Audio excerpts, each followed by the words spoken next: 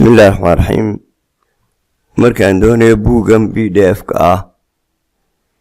inaan safxado mucayana aan kala soo baxo oo gooni ula baxo amaba aan doonayo inaan kala wada daadiyo labadan dariiqaynu marana halka organize-kaasaan ku dhufanayaa extra-gaa tag halkaasaan tegayaa waxaan leeyahay safxada koowaad ilaa iyo laga gaadho safxada 7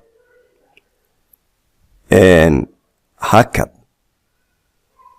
haddaan doono 10aadna waan ku soo darayaa ilaa safxada 10aad safxada koowaad ilaa 7aad iyo safxada 10aad oo keliya intaa isla doono oo gooni iigu soo saar baan leeyahay halkaana waan ku dhufanayaa waaye okay baan leeyahay wakaa safxada koowaad ilaa iyo tii 7aad wataa tii 10aadna wakaa ku soo daray ee 8 ka dhigay xaggan marka la eego waaye sidaa waa la yeelayaa waxaa kaloon odhan karaa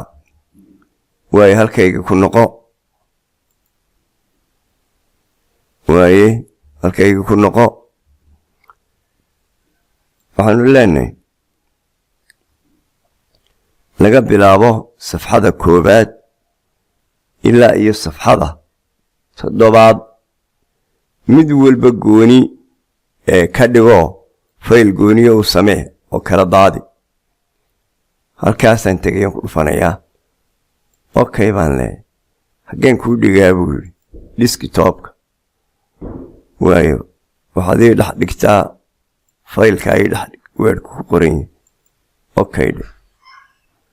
bal haddaba aan eego wakaa